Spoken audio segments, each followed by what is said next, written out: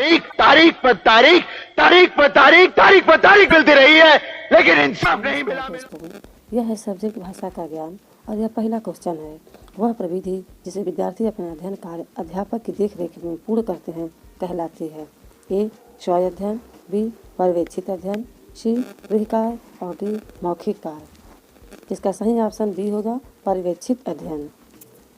दूसरा क्वेश्चन, जब शिक्षक द्वारा हाथ में पुस्तक लेकर वाचन कराया जाता है तो उसे कहते हैं ए अनुकरण वाचन, बी मौन वाचन, सी आदर्श वाचन या डी समवेत वाचन। तो यह होता है ऑप्शन सी सही होगा आदर्श वाचन। तीसरा क्वेश्चन, वह कौन सी विधि संस्कृत से हिंदी शिक्षण में आई?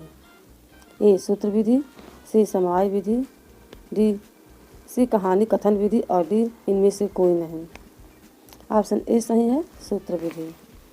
चौथा क्वेश्चन, दल शिक्षण में शिक्षकों की संख्या होती है। ए शिक्षक का अभाव, बी एक से अधिक, सी 20 शिक्षक और डी इनमें से कोई नहीं। तो ऑप्शन बी सही होगा एक से अधिक। पांचवा क्वेश्चन, द्वितीय भाषा शिक्षण का विषय है। ए अभ्यास कराना, बी ध्वनियों का बोध, सी शुद्ध उच्चारण और डी उपरोक्त सभी।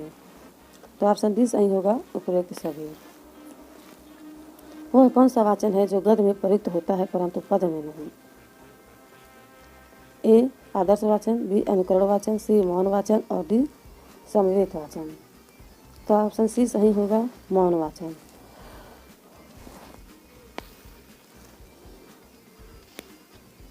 सातवां क्वेश्चन, भाषा शिक्षण का मूल आधार होता है। ए मौखिक, बी लिखित, सी साहित्यिक और डी दोनों। तो ऑप्शन डी सही है दोनों। आठवां क्वेश्चन, भाषा संसर्ग विधि उपयोगी है। ए पद शिक्षण में, बी व्याकरण में, सी गद्य शिक्षण में और डी लेखन में। ऑप्शन बी सही होगा व्याकरण में। नौवां क्वेश्चन, कविता शिक्षण की विधि नहीं है। ए रसास्वादन विधि, बी व्याख्या विधि, सी अनुकरण विधि और डी गीताभिनय विधि।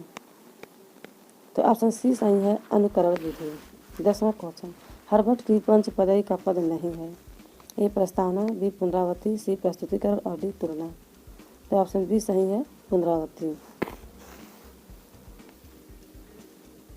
11वां क्वेश्चन, निम्न में से भाषा का आधारभूत कौशल नहीं है। ए विचार करना, बी पढ़ना, सी सुनना और डी बोलना। ए ऑप्शन सही होगा विचार करना। 12वां क्वेश्चन, कविता शिक्षण की मुख्य विधि है। ए व्याख्यान विधि, बी प्रश्नोत्तर विधि, सी गीत व अभिनय विधि और डी उपयुक्त सभी। ऑप्शन डी सही होगा उपयुक्त सभी। 13वां क्वेश्चन है, बालक को किस सोपान से पता चलता है कि उसे क्या पढ़ना है? ए अनुकरण वाचन से, बी आदर्श वाचन से, सी प्रस्तावना से या डी स्पष्टीकरण से। तो ऑप्शन सी सही होगा प्रस्तावना से।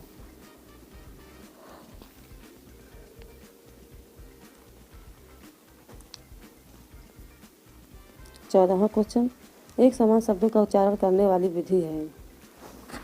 ए ध्वनि साम्य विधि, बी व्याकरण अनुवाद विधि, सी उच्चारण विधि और डी अनुकरण विधि। तो इसका सही ऑप्शन ए होगा ध्वनि साम्य विधि। 15वां क्वेश्चन है, वाचिक अभिनय में किया जाता है। ए शिक्षक द्वारा अभिनय, बी विविध बालकों द्वारा पत्रों के रूप में संवाद बोलना और सी है नाटक करना और डी है कोई नहीं। ऑप्शन बी सही होगा विविध बालकों द्वारा पात्रों के रूप में संवाद बोलना। 16वां क्वेश्चन, शिक्षण कौशलों के विकास के लिए व्यवस्था की जाती है। ए इकाई योजना की, बी दल शिक्षण की, सी सूक्ष्म शिक्षण की और डी अभिक्रमिक अनुदेशन की। तो ऑप्शन सी सही होगा सूक्ष्म शिक्षण के। 17वां क्वेश्चन है, कविता शिक्षण का उद्देश्य होता है। कविता शिक्षण का उद्देश्य होता है। ए स्वस्थ मनोविबोध, बी स्मृति शक्ति का विकास, सी कल्पना शक्ति का विकास और डी उपयुक्त सभी। तो इसका सही ऑप्शन डी होगा उपयुक्त सभी। 18वां क्वेश्चन है, पाठ्य योजना निर्माण का सर्वाधिक लाभ मिलता है। ए विद्यार्थियों को, बी शिक्षक को, डी प्रधानाध्यापक को और सी किसी को नहीं। ऑप्शन बी सही होगा शिक्षक को। 19वां क्वेश्चन, रचना, कहानी, पद आदि की सभी शिक्षा देने के साथ साथ ही प्रसंग व अवसरानुकाल व्याकरण की शिक्षा दी जाती है। यह विधि है ए समवाय विधि, बी भाषा संसर्ग विधि, सी आगमन विधि और डी इनमें से कोई नहीं। ऑप्शन ए सही होगा समवाय विधि। लास्ट और अंतिम क्वेश्चन है 20वां, निम्न में से व्याकरण शिक्षण की विधि नहीं है। ए सूत्र विधि, बी आगमन निगमन विधि, सी व्यास विधि और डी समवाय। इसका सही ऑप्शन सी होगा व्यास विधि। भाषा शिक्षण के लिए सबसे अधिक महत्वपूर्ण है ए पाठ्यपुस्तक, बी भाषा प्रयोग के अवसर, सी उच्च स्तरीय तकनीकी यंत्र और डी व्यावहारिक नियमों का स्मरण। इसमें सही ऑप्शन बी होगा भाषा प्रयोग के अवसर। दूसरा क्वेश्चन प्राथमिक स्तर पर भाषा सिखाने से तात्पर्य है। प्राथमिक स्तर पर भाषा सिखाने से तात्पर्य है ए भाषा का व्याकरण सिखाना, बी उच्च स्तरीय साहित्य पढ़ाना, सी भाषा का प्रयोग सिखाना या डी भाषा वैज्ञानिक तथ्य स्पष्ट करना। इसमें सही ऑप्शन सी होगा भाषा का प्रयोग सिखाना। तीसरा क्वेश्चन पाठ्यपुस्तक की भाषा ए बच्चों के घर व समुदाय की भाषा से मिलती जुलती होनी चाहिए, बी तत्सम प्रधान होनी चाहिए, सी तद्भव प्रधान होनी चाहिए और डी अधिकाधिक कठिन शब्दों से युक्त होना चाहिए। इसका सही ऑप्शन ए होगा बच्चों के घर व समुदाय की भाषा से मिलती जुलती होनी चाहिए। चौथा क्वेश्चन मातृभाषा को शिक्षा का केंद्र बिंदु माना जाता है क्योंकि यह ए संपूर्ण समाज के केंद्र में रहती है, बी संपूर्ण पाठ्यक्रम के केंद्र में स्थिर रहती है, सी संपूर्ण विद्यालय जीवन का केंद्र है और डी संपूर्ण बालक के जीवन के विकास का केंद्र है। इसमें सही ऑप्शन बी होगा संपूर्ण पाठ्यक्रम के केंद्र में स्थित रहती है। पांचवा क्वेश्चन राष्ट्रभाषा का तात्पर्य नहीं है ए देश में अधिकतर लोगों की भाषा, बी जन समाज की बोलचाल की भाषा, सी इनमें से कोई नहीं और डी सरकारी कार्यों की भाषा। तो ऑप्शन बी ही सही होगा सरकारी कार्यों की भाषा। छठा क्वेश्चन मानक भाषा के लिए आवश्यक शर्त है। मानक भाषा के लिए आवश्यक शर्त है ए व्याकरण सम्मत होना, बी बृहत समाज द्वारा उपयोग करना, सी उपयुक्त सभी और डी शिक्षित वर्ग की प्रिय भाषा होना। तो इसका सही ऑप्शन सी होगा उपयुक्त सभी। सातवां क्वेश्चन देखिए प्राथमिक पाठशाला में भाषा पढ़ाई जाती है क्योंकि ए बालक विद्वान बन सके, बी बालक जीवन यापन कर सके, सी बालक अन्य विषयों में निपुण हो सके या डी बालक भाषा में निपुण हो सके। तो इसका सही ऑप्शन डी होगा बालक भाषा में निपुण हो सके। आठवां क्वेश्चन पाठ योजना में निहित प्रस्तावना सोपान किस शिक्षण सूत्र पर आधारित है। ए सूक्ष्म से स्थूल की ओर, बी ज्ञात से अज्ञात की ओर, सी सामान्य से विशिष्ट की ओर और डी सरल से जटिल की ओर। तो इसका सही ऑप्शन बी होगा ज्ञात से अज्ञात की ओर।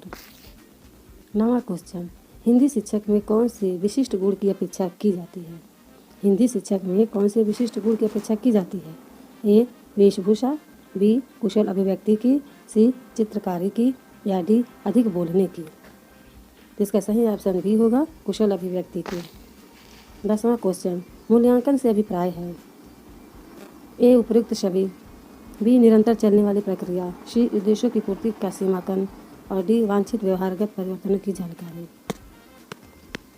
तो इसमें ए ऑप्शन ही सही होगा उपयुक्त छवि। अब 11वां क्वेश्चन देखिए शिक्षण प्रक्रिया में मूल्यांकन आवश्यक है। ए पाठ्यक्रम में सुधार के लिए, बी छात्रों की उपलब्धि का स्तर जानने के लिए, सी शिक्षण कार्यों में सुधार के लिए और डी उपयुक्त सभी कार्यों के लिए।